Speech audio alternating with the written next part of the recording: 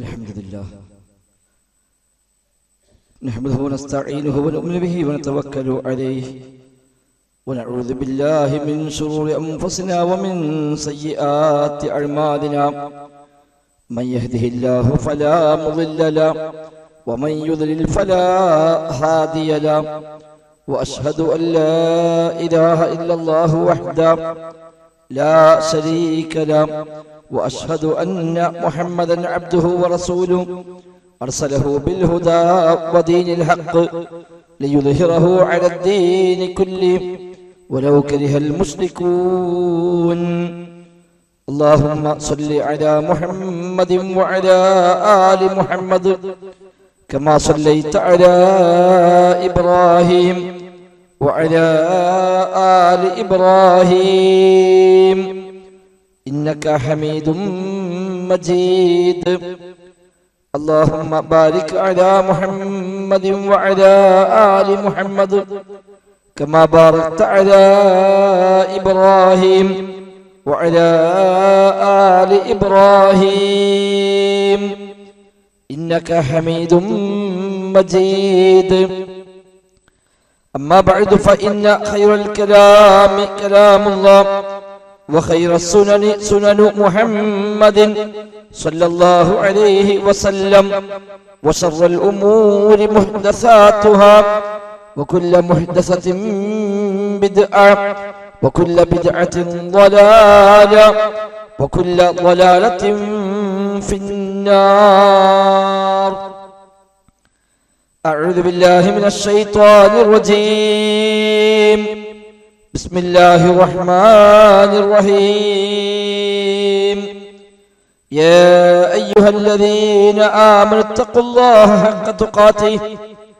ولا تموتن إلا وأنتم مسلمون بسم الله الرحمن الرحيم قل إن كنتم تحبون الله فاتبعوني يحببكم الله ويغفر لكم ذنوبكم والله غفور رحيم قل أطيعوا الله والرسول إن تولوا فإن الله لا يحب الكافرين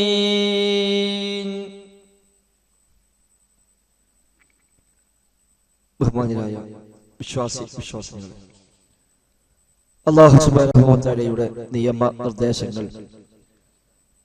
കഴിവിന്റെ പരമാവധി ജീവിതത്തിൽ പാലിക്കാൻ ശ്രമിച്ചുകൊണ്ട് മുത്തഖീങ്ങളായി ജീവിക്കണേ എന്ന് പ്രത്യേകമായി ഓർമ്മപ്പെടുത്തുകയാണ്.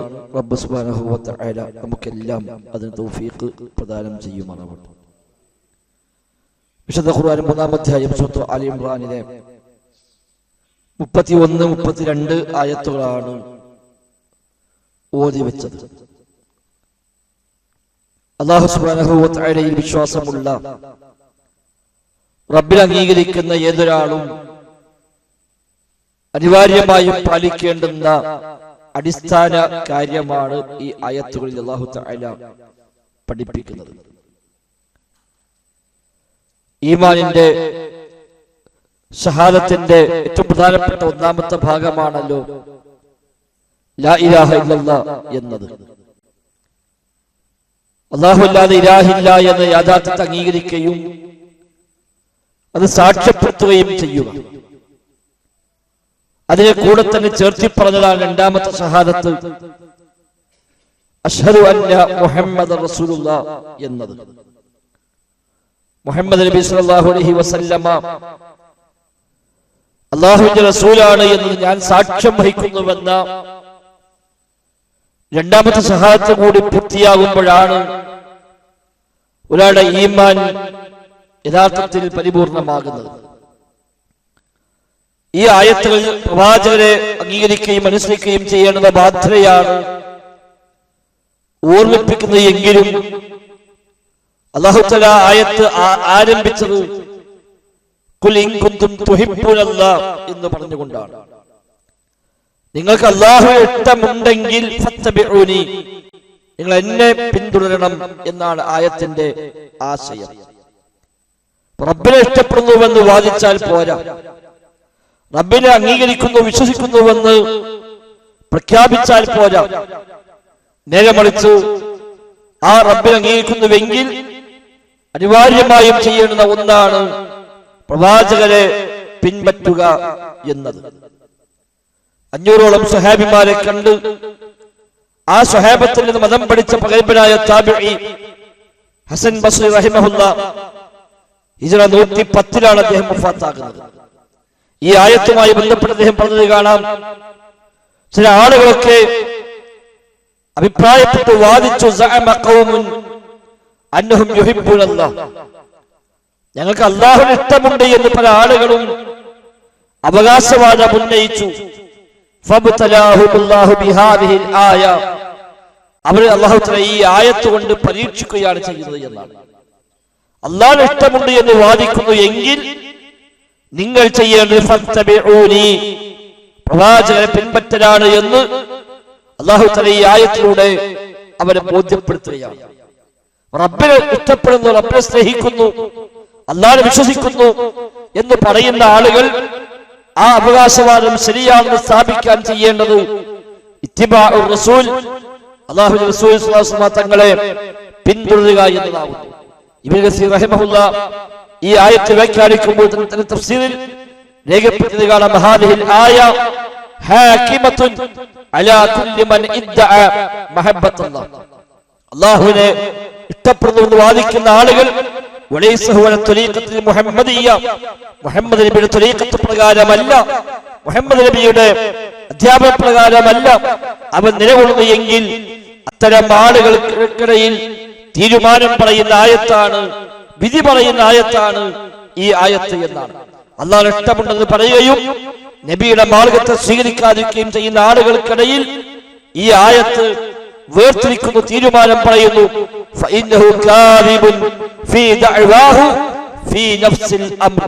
അവന്റെ വാദം വ്യാജമാണ്, കളവാണ്. മാത്രമല്ല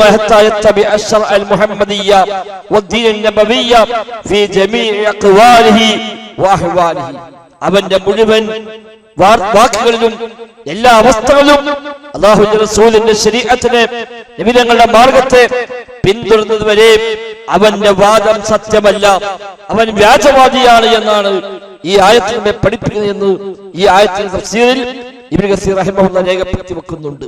ചുരുക്കത്തിൽ ലാ ഇലാഹ ഇല്ലല്ലാഹ് എന്ന് അംഗീകരിച്ചുകൊണ്ട് മാത്രം നമ്മുടെ വിശ്വാസം പൂർത്തിയാകുന്നില്ല, നമ്മുടെ ഈമാൻ ക്ലിയർ ആകുന്നില്ല.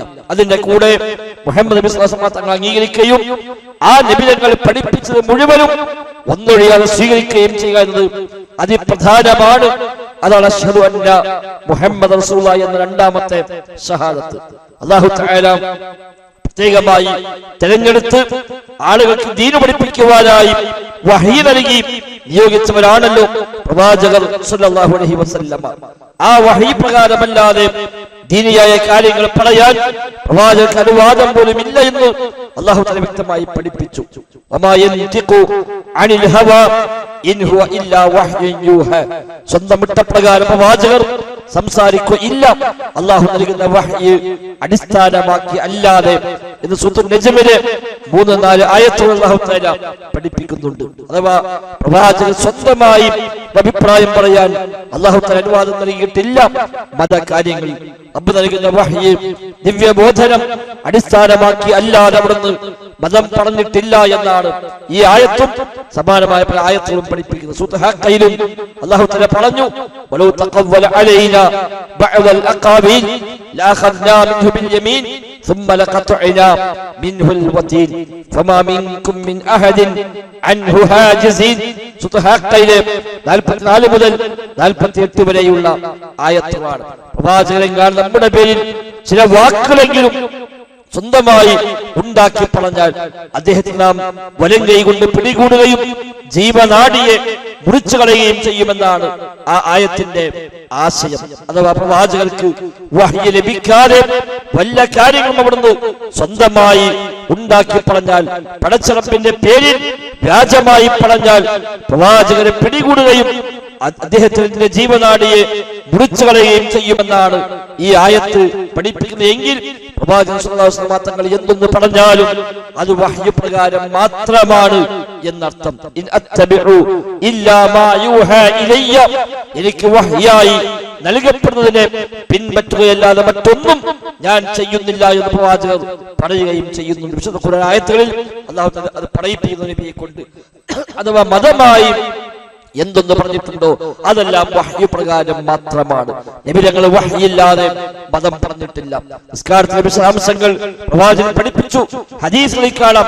സ്വന്തമായി പഠിപ്പിച്ചതെല്ലാം വഹ്യ് പ്രകാരം മാത്രമാണ്. നിസ്കരിക്കണമെന്ന് ഖുർആൻ പറഞ്ഞു, എന്നാൽ എപ്പോഴൊക്കെ നിസ്കരിക്കണം, എത്രയൊക്കെ നിസ്കരിക്കണം, എങ്ങനെയൊക്കെ നിസ്കരിക്കണം, ആ നിസ്കാരത്തിൽ ആദ്യം എന്താണ്, പിന്നെ എന്താണ്, എങ്ങനെയാണ് അവസാനിക്കുക, ചൊല്ലേണ്ടത് എന്താണ്, ചെയ്യേണ്ടത് എന്താണ്, ഇതൊക്കെ പഠിപ്പിച്ചത് ഹദീസുകളിലാണ്, നബി തങ്ങളാണ് പഠിപ്പിച്ചത്.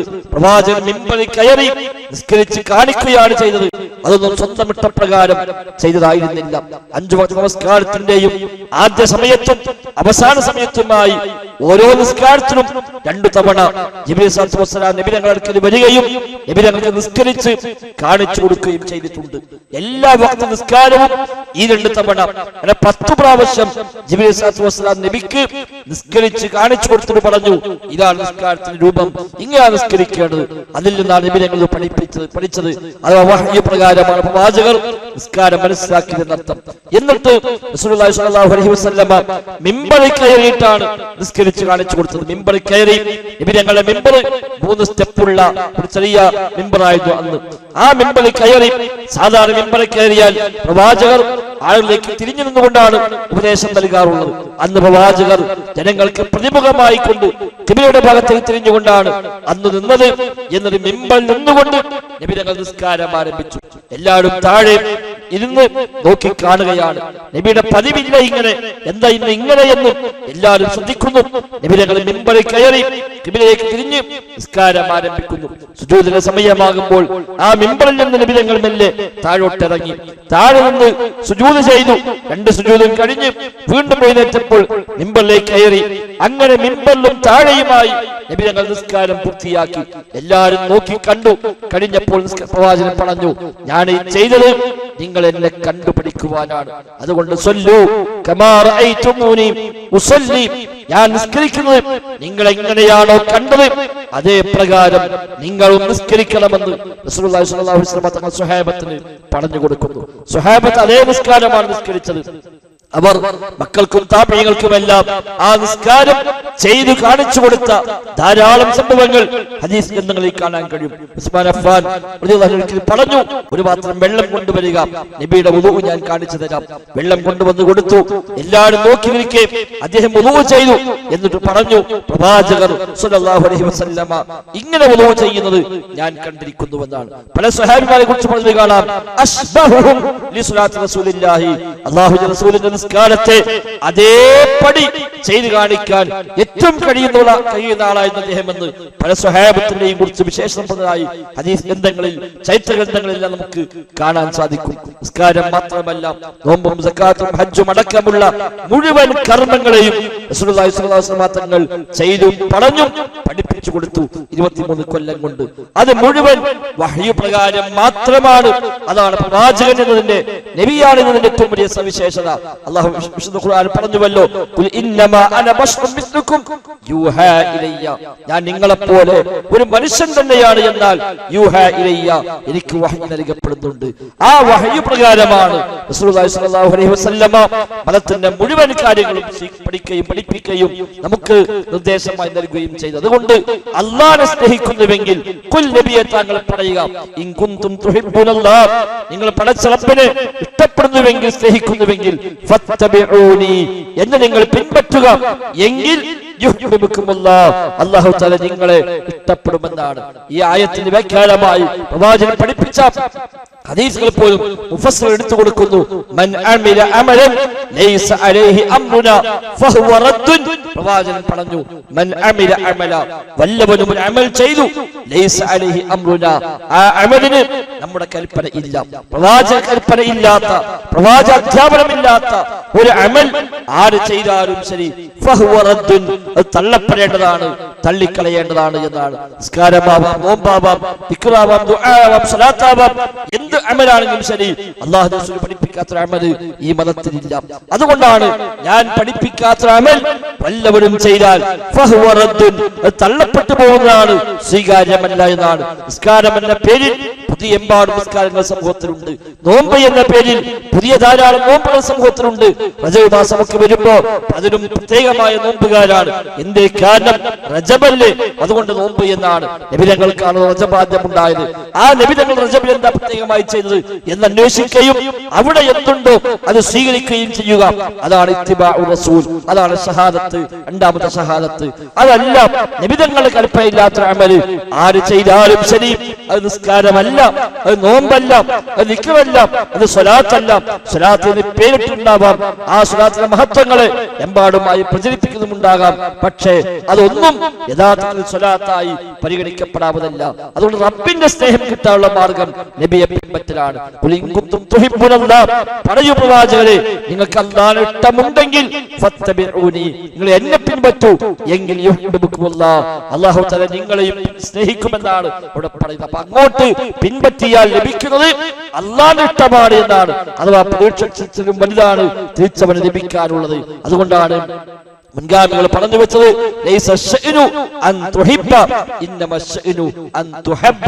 നീ അല്ലാഹുവിനെ ഇഷ്ടപ്പെടുക എന്നതിനേക്കാളും വലിയ കാര്യം അല്ലാഹു നിന്നെ ഇഷ്ടപ്പെടുക എന്നതാണ്.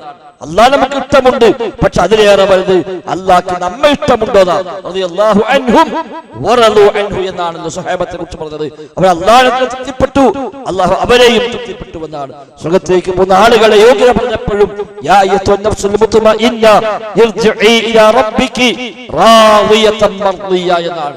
അല്ലാഹുവിനെ തൃപ്തിപ്പെട്ടിരിക്കുന്നു, അല്ലാഹു നിന്നെയും തൃപ്തിപ്പെട്ടിരിക്കുന്നു. അതുകൊണ്ടാണ് ലൈസ ശൈഉ അൻ തുഹിബ്ബ വ ഇന്നമ ശൈഉ അൻ തുഹബ്ബ.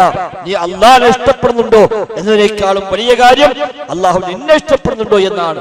അല്ലാഹു നമ്മെ ഇഷ്ടപ്പെടണമെങ്കിൽ ചെയ്യേണ്ട കാര്യങ്ങളിൽ പ്രധാനപ്പെട്ട ഒരു കാര്യമാണ് ഫത്തബിഊനി, നിങ്ങൾ എന്നെ പിൻപറ്റുവീൻ എന്ന് നബിയെ താങ്കൾ പറയുക. അപ്പൊ നബി തങ്ങളെ പിൻപറ്റലാണ് അല്ലാഹുവിന് ഇഷ്ടം കിട്ടാനുള്ള ഏറ്റവും പ്രധാനപ്പെട്ട കാര്യമെന്നർത്ഥം. അതില്ല എങ്കിൽ പിന്നെ കാര്യമില്ല. അതുകൊണ്ട് തന്നെ ജീവിതത്തിൽ മതമായി എന്തൊക്കെ സ്വീകരിക്കുന്നുവോ അവിടെയെല്ലാം നമ്മൾ അടിസ്ഥാനം അല്ലാഹുവിന്റെ റസൂലിന്റെ അധ്യാപനമുണ്ടോ ഇല്ലേ എന്നതാണ്. എന്തു കാര്യമാകട്ടെ ആ കാര്യം ദീനാണെന്ന് പറയാൻ അല്ലാഹുവിന്റെ റസൂലിന്റെ കൽപ്പന വേണം.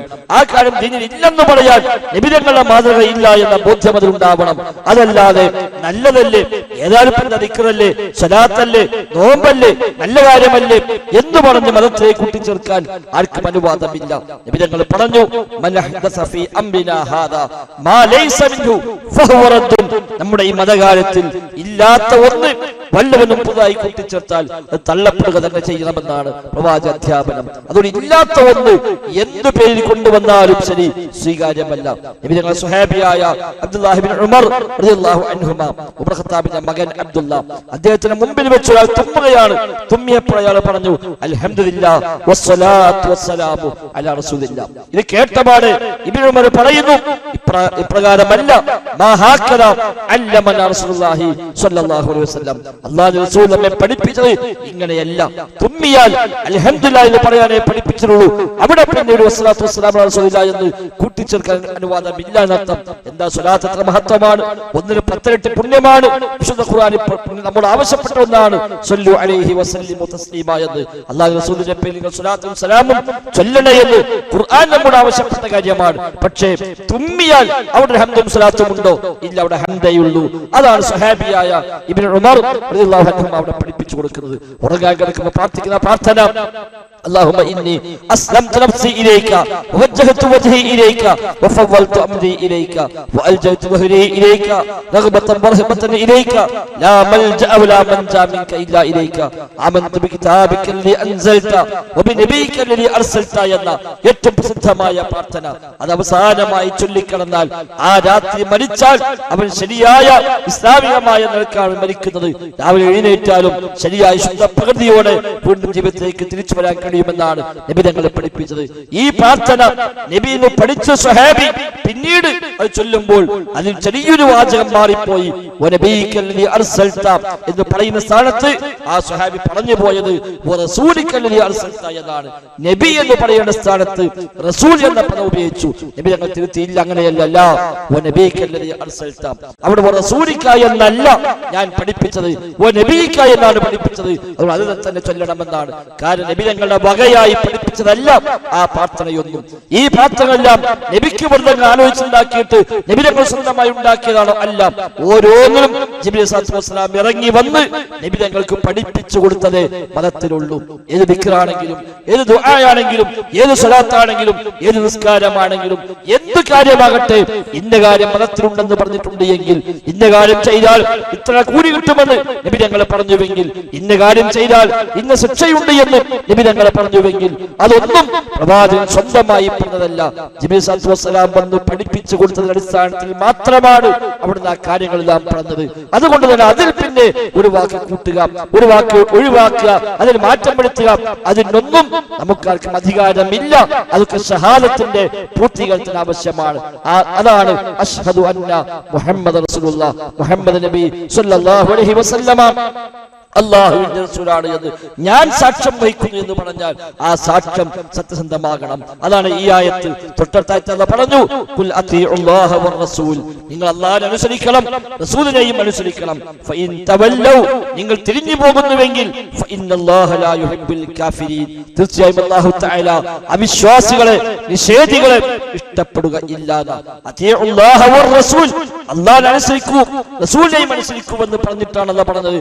അതിൽ നിന്ന് പിന്മാറി പോകുന്നുവെങ്കിൽ, അല്ലാഹുവിനെ അനുസരിക്കാൻ തയ്യാറില്ല, അല്ലെങ്കിൽ റസൂലിനെ അനുസരിക്കാൻ തയ്യാറില്ല, ഫഇൻ തവല്ലൗ, തിരിഞ്ഞു കളയുകയാണ് എങ്കിൽ മനസ്സിലാക്കിക്കൊള്ളണം, ഫഇന്നല്ലാഹ ലാ യുഹിബ്ബുൽ കാഫിരീൻ, നിഷേധികളെ അല്ലാഹു തആല ഇഷ്ടപ്പെടുകയില്ല. കുഫറിന്റെ ഭാഗമാണ് എന്നർത്ഥം. അത് നിഷേധമാണ്, അത് അവിശ്വാസമാണ്. പടച്ച റബ്ബിനെയും റസൂലിനെയും സ്വീകരിക്കാതെ, അംഗീകരിക്കാതെ, പിൻപറ്റാതെ, അനുസരിക്കാതെ അതിൽ നിന്ന് പിന്മാറിപ്പോവുക എന്നത് കുഫറായി പോകുന്ന, കാഫിറായി പോകാൻ നിമിത്തമാകുന്ന കാര്യമാണ് എന്നാണല്ലോ അതിന്റെ സൂചന. അതുകൊണ്ട് തന്നെ രണ്ട് ഷഹാദത്തുകൾ നാവ് കൊണ്ട് പറയൽ മാത്രമല്ല, ആ ഷഹാദത്ത് ജീവിതത്തിൽ പാലിക്കാൻ, പ്രാവർത്തികമാക്കാൻ നാം പരിശ്രമിക്കുക. അല്ലാഹു തആല തൗഫീഖ് നൽകുമാറാവട്ടെ.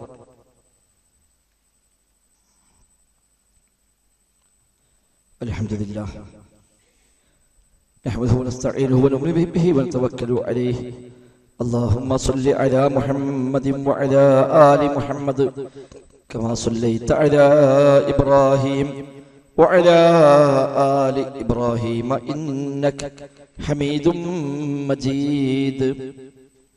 സഹോദരങ്ങളെ, സഹോദരിമാരെ, റഹ്മാനായ റബ്ബ് സുബ്ഹാനഹു വ തആലയുടെ നിയമനിർദ്ദേശങ്ങൾ കഴിവിന്റെ പരമാവധി ജീവിതത്തിൽ പാലിക്കാൻ ശ്രമിച്ചുകൊണ്ട് തഖ്വയോടെ ജീവിക്കണേ എന്ന് ഒരിക്കലും കൂടെ ആവർത്തിച്ച് ഓർമ്മപ്പെടുത്തുകയാണ്.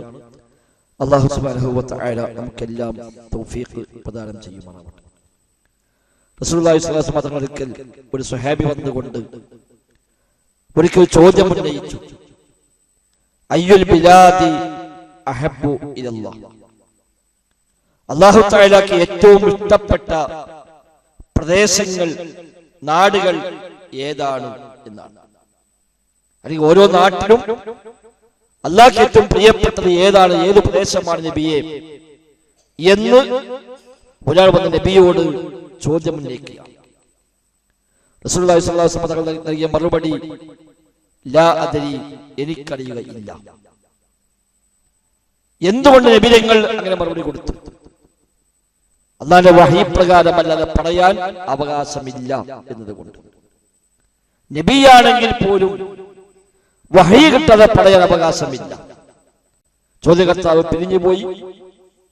പിന്നീട് ദിവസങ്ങൾ കഴിഞ്ഞ് ജിബ്രീൽ സ്വല്ലല്ലാഹു അലൈഹി വസല്ലം വഹീയുമായി വന്നപ്പോൾ നബി തങ്ങൾ ഈ ചോദ്യം ജിബ്രീലിനോട് ചോദിക്കുന്നു. ജിബ്രീൽ സ്വല്ലല്ലാഹു അലൈഹി വസല്ലമിന്റെ മറുപടി, ലാ അദ്രി, എനിക്കറിയുകയില്ല എന്നാണ്. ജിബ്രീലിനും പറയാൻ അധികാരമില്ല, അല്ലാഹു തആല അറിയിച്ചെങ്കിലല്ല. പിന്നീട് അല്ലാഹു തആല ഈ ചോദ്യത്തിന്റെ മറുപടിയുമായി ജിബ്രീൽ സ്വല്ലല്ലാഹു അലൈഹി വസല്ലമിനെ പറഞ്ഞയക്കുന്നു. അഹബ്ബുൽ ബിലാദി ഇലല്ലാഹി മസാജിദുഹ, നാടുകളിൽ അല്ലാഹു തആലക്ക് ഏറ്റവും പ്രിയപ്പെട്ടത് ഓരോ നാട്ടിലെയും പള്ളികളാകുന്നു എന്ന മറുപടി പിന്നീട് അല്ലാഹു വഹ്യായി അറിയിക്കുകയാണ്. ആ വഹയി പ്രവാചകർക്ക് ലഭിച്ചു. പ്രവാചകർ അന്നത്തെ ചോദ്യകർത്താവിനെ വിളിച്ചു വരുത്തി ആ ചോദ്യത്തിന് മറുപടി പറഞ്ഞു കൊടുത്തു. അതാണ് ഈ മതത്തിന്റെ ഗൗരവം. വിശുദ്ധ ഖുർആനിൽ പല സ്ഥലത്തും കാണുന്ന പ്രയോഗമാണ് വയസ്അലൂനക നബിയെ താങ്കളോട് അവർ ചോദിക്കുന്നു. ഖുൽ പറഞ്ഞു കൊടുക്കുക. ചോദ്യം നബിയോടാണ്, ഉത്തരം പടച്ച റബ്ബിൽ നിന്നാണ്. വയസ്അലുക അനിസ്സാഅ അന്ത്യനാളിനെ കുറിച്ച് ചോദിക്കുന്ന നബിയെ. വയസ്അലുക അനി റൂഹി റൂഹിനെ കുറിച്ച് ചോദിക്കുന്ന നബിയെ. ഇതൊക്കെ ഖുർആനിൽ വന്ന പ്രയോഗങ്ങളാണ്. അവിടേക്ക് ഖുൽ പറഞ്ഞു കൊടുക്ക നബിയെ എന്നാണ് ഉത്തരമായി വന്നത്. ഉത്തരം പറയാൻ പറ്റാത്ത ചോദ്യങ്ങൾ വന്നു. ഖിയാമത്ത് എപ്പോഴാണ് ഉണ്ടാവുക എന്ന് ചോദ്യം. എന്താ മറുപടി? ഫീമ അൻത മിൻ ദിക്റാഹ. നബിയെ താങ്കൾ അതേക്കുറിച്ച് എന്തു പറയാനാണ്? താങ്കൾ എന്തു പറയാനാണ്? അത് നബിക്ക് പറയാൻ അവകാശമുള്ളതല്ല, അല്ലാഹു തആല അറിയിച്ചു കൊടുക്കുന്നില്ല എന്നർത്ഥം. അവിടേക്ക് ചോദ്യം നബിയോടാണെങ്കിലും ഉത്തരം പടച്ച റബ്ബിൽ നിന്നാണ് വന്നത്. അതാണ് ഈ മതത്തിന്റെ സവിശേഷത. അല്ലാഹുവിന്റെ വഹ്യ് പ്രകാരമല്ലാതെ റസൂലുള്ളാഹി സ്വല്ലല്ലാഹു അലൈഹി വസല്ലമ ഒരു കാര്യവും മതത്തിന്റെ ഭാഗമായി പറഞ്ഞിട്ടില്ല, പഠിപ്പിച്ചിട്ടില്ല, പറയാൻ അവകാശം അല്ലാഹു തആല നൽകിയിട്ടുമില്ല എന്നർത്ഥം. ഏത് ചോദ്യം വരുമ്പോഴും ചോദ്യം നബിയോടാണെങ്കിലും ഉത്തരം ആകാശലോകത്ത് നിന്ന് 7 ആകാശങ്ങൾക്കപ്പുറത്ത് നിന്നാണ് അല്ലാഹു തആല അതിന് ഉത്തരമായി അയച്ചു കൊടുത്തത് എന്നർത്ഥം. അപ്പൊ എന്താണോ വഹ്യ് ലഭിച്ചത് അതിനെ പിൻപറ്റുക, അത് മാത്രമാണ് പ്രവാചകർ അവിടെ ചെയ്തത്. ആ വഹ്യ് ലഭിക്കാത്തത് പറയാൻ അവകാശമില്ല, അധികാരമില്ല. സ്വഹാബിമാർ, പകൽപന്മാരായ സ്വഹാബിമാരൊക്കെ പലരും പല ചോദ്യങ്ങളും വരുമ്പോൾ കൊടുത്ത മറുപടി കാണാം, ലാ അദ്രി, എനിക്കറിയില്ല. മലക്കുകളുടെ മറുപടി കാണാം, അല്ലാഹു തആല മനുഷ്യനെ സൃഷ്ടിക്കാൻ തീരുമാനിച്ചുകൊണ്ട് മലക്കുകൾ അറിയിക്കുന്നു, ഞാൻ മനുഷ്യനെ സൃഷ്ടിക്കാൻ പോകുന്നു. മലക്കുകൾ ചോദിച്ചുവല്ലോ, എന്തിനാണ് രക്തം ചൊരിയുന്ന, കുഴപ്പമുണ്ടാക്കുന്ന ആളുകളെ നീ സൃഷ്ടിക്കുന്നത്?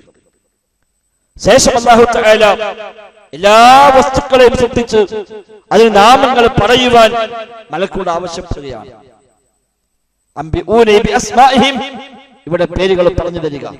മലക്കുകളുടെ മറുപടി എന്താണ്? സുബ്ഹാനക ലാ ഇൽമ ലനാ ഇല്ലാ മാ അല്ലംതനാ.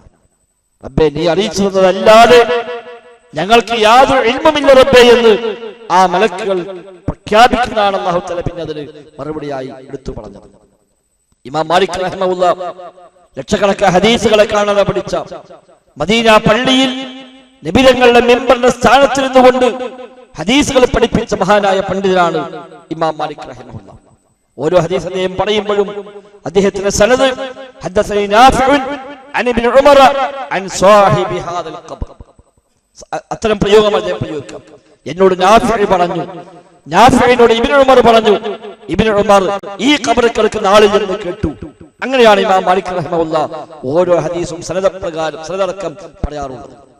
ആ ഇമാം മാലിക്കിനോട് അദ്ദേഹത്തിന്റെ സദസ്സിൽ ചോദ്യങ്ങൾ ഉന്നയിക്കുമ്പോൾ മഹാഭൂരിപക്ഷ ചോദ്യങ്ങൾക്കും അദ്ദേഹം നൽകുന്ന മറുപടി ലാ അദ്രി, എനിക്കറിയില്ല എന്നായിരുന്നു.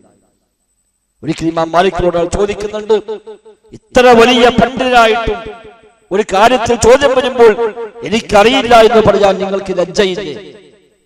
അദ്ദേഹം പറഞ്ഞ മറുപടി, ഞാൻ എന്തു ലജ്ജിക്കണം? മലക്കുകൾ പറഞ്ഞ മറുപടിയാണല്ലോ ലാ ഇൽമ ലനാ ഇല്ലാ മാ അല്ലംതനാ. എങ്കിൽ മലക്കുകൾക്കില്ലാത്ത ലജ്ജ ഈ മാലിക് എന്തിന് കാണിക്കണമെന്നാണ് അദ്ദേഹം നൽകിയ പ്രതികരണമെന്ന് നമുക്ക് ചരിത്ര ഗ്രന്ഥങ്ങളിൽ കാണാൻ സാധിക്കും. മതം കൈകാര്യം ചെയ്യുന്നത് സൂക്ഷ്മത നമുക്ക് അനിവാര്യമാണ് എന്നർത്ഥം. എന്ത് കാര്യവും ഖാദ റസൂലുള്ളാഹി എന്ന് പറഞ്ഞ് പ്രചരിപ്പിക്കുകയല്ല. വാട്സപ്പുകളിൽ, സോഷ്യൽ മീഡിയകളിൽ ധാരാളമായി വരും അല്ലാഹു പറഞ്ഞിരിക്കുന്നു, നബി പറഞ്ഞിരിക്കുന്നു എന്ന് പറഞ്ഞുകൊണ്ട് പലതും വരുമ്പോൾ നബി തങ്ങൾ പറഞ്ഞു തന്നെയാണോ, അല്ലാഹ് പഠിപ്പിച്ചു തന്നെയാണോ, അതല്ല നബിയുടെ പേരിൽ വ്യാജമായ ആരോപണം പിന്നീട് ഉണ്ടാക്കി പ്രചരിപ്പിച്ചതാണോ എന്നൊക്കെ നോക്കിയിട്ട് അത്തരം കാര്യങ്ങൾ പ്രചരിപ്പിക്കാവൂ എന്നുകൂടി നാം തിരിച്ചറിയുക. നബി തങ്ങൾ പറഞ്ഞു, മൻ റവ അന്നി ഹദീസൻ യറ അന്നഹു കദിബുൻ ഫഹുവ അഹദുൽ കാദിബൈൻ.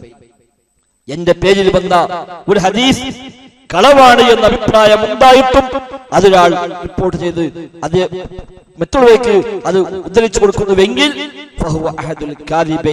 കളവ് പറഞ്ഞ് കള്ളന്മാരിൽ 2 കള്ളന്മാരിൽ ഒരുവൻ ഇവനാകുന്നു എന്നാണ് ഹദീസിൽ പഠിപ്പിച്ചത്. സ്വഹാബിമാർ ചിലർക്ക് പറയുന്നുണ്ട്, നബിയിന് കേട്ട പല ഹദീസും ആ കേട്ടതായിട്ട് പോലും പറയാൻ ഞങ്ങൾക്ക് പേടി തോന്നി നബിയുടെ ഈ ഹദീസ് കേട്ടപ്പോൾ. അതുകൊണ്ട് നബി പറഞ്ഞത് ഉറപ്പുള്ളത് നബിയുടെ പേര് പ്രചരിപ്പിക്കാവൂ. ഇന്ന് ആ രംഗത്ത് വലിയ പരീക്ഷണമാണ് ഉമ്മത്തിനുള്ളത്. ധാരാളം എല്ലാ കഥകൾ പറഞ്ഞുണ്ടാക്കി എല്ലാത്തിനും നിബിധങ്ങൾ പറഞ്ഞു എന്ന ഒരു ഹെഡിങ് കൊടുത്തുകൊണ്ട് പ്രചരിപ്പിക്കുന്ന ആളുകൾക്കാണ് നബിയുടെ 100 ഉപദേശങ്ങൾ, നബിയുടെ 40 ഉപദേശങ്ങൾ എന്നൊക്കെ പറഞ്ഞ് ഇല്ലാത്ത എമ്പാടും സംഭവങ്ങളെ നബിയുടെ പേരിൽ, സ്വഹാബത്തിന്റെ പേരിൽ, അള്ളാന്റെ പേരിൽ എല്ലാം പ്രചരിപ്പിക്കുമ്പോൾ എല്ലാം കേട്ടത് പാതി കേൾക്കാത്ത പാതി അതെല്ലാം ഷെയർ ചെയ്യേണ്ടവരല്ല നമ്മൾ.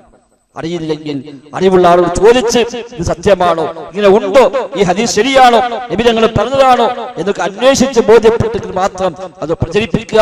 അല്ലെങ്കിൽ അല്ലാഹുവിന്റെ റസൂലിന്റെ പേരിൽ കളവ് പറഞ്ഞവനായി മാറും.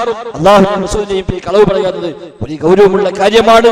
നബി തങ്ങൾ പറഞ്ഞ ഹദീസിൽ കാണാം, മൻ കദബ അലയ്യ മുതഅമ്മിദൻ ഫൽയതബവ്വ മഖ്അദഹു മിനന്നാർ. മനഃപൂർവ്വം എന്റെ പേരിൽ ഒരു കളവിലാൾ പറഞ്ഞാൽ നരകത്തിലെ സീറ്റ് അവൻ ഉറപ്പിച്ചു കൊള്ളട്ടെ എന്നാണ്. 70ഓളം സ്വഹാബിമാർ നബി റിപ്പോർട്ട് ചെയ്ത ഹദീസാണ്. 300 ചില്ലാനും സനദുകളിൽ, പരമ്പരകളിൽ ആ ഹദീസ് ഉദ്ധരിക്കപ്പെട്ടു വന്നിട്ടുണ്ട്. അതുകൊണ്ട് നാം അതിനെ ഗൗരവമായി കാണുക. ഏത് കാര്യവും മതത്തിന്റെ പേരിൽ പറയുമ്പോൾ അങ്ങേയറ്റം സൂക്ഷ്മത നാം കാണിക്കുക. പ്രവാചകർക്ക് പോലും വഹയി പ്രകാരമല്ലാതെ പറയാൻ അവകാശമില്ലെങ്കിൽ ആ പ്രവാചകൻ പേരിൽ വഹയില്ലാത്ത ഒന്നിനെ വഹയുള്ളതായ രൂപത്തിൽ പ്രചരിപ്പിക്കുന്നത് എത്രമാത്രം ഗൗരവമാണ് തിരിച്ചറിയുക. എല്ലാ രംഗത്തും മതമായ ഒരു കാലം സ്വീകരിക്കുമ്പോൾ അത് അല്ലാഹു പഠിപ്പിച്ചതാണോ റസൂൽ പഠിപ്പിച്ചതാണോ എന്ന അന്വേഷണം അനിവാര്യമാണ്. ആ നിലയ്ക്ക് മാത്രം ജീവിതത്തിൽ പാലിക്കാൻ പരിശ്രമിക്കുക. അല്ലാഹു തആല തൗഫീഖ് നൽകി അനുഗ്രഹിക്കുമാറാവട്ടെ. അല്ലാഹുവിന്റെ ദീനിന്റെ മാർഗ്ഗത്തിൽ ശരിയായ നിലയ്ക്ക് ജീവിതത്തെ ക്രമീകരിക്കുവാനും ഈമാനോടെ മരിക്കാനുമുള്ള തൗഫീഖ് അല്ലാഹു തആല നമുക്കെല്ലാം നൽകി അനുഗ്രഹിക്കുമാറാവട്ടെ. അല്ലാഹുമ്മ റബ്ബനാ ആതിനാ ഫിദ്ദുനിയ حسنة وفي الآخرة حسنة وقنا عذاب النار. اللهم اغفر للمؤمنين والمؤمنات والمسلمين والمسلمات الأحياء منهم والأموات إنك مجيب الدعوات وقاضي الحاجات. ربنا اصرف عنا عذاب جهنم إن عذابها كان غراما إنها ساءت مستقرا ومقاما. اللهم ربنا تقبل منا ربنا تقبل منا ربنا تقبل منا إنك أنت السميع العليم وتب علينا إنك أنت التواب الرحيم. وصلى الله وسلم على محمد وآله وصحبه أجمعين والحمد لله رب العالمين.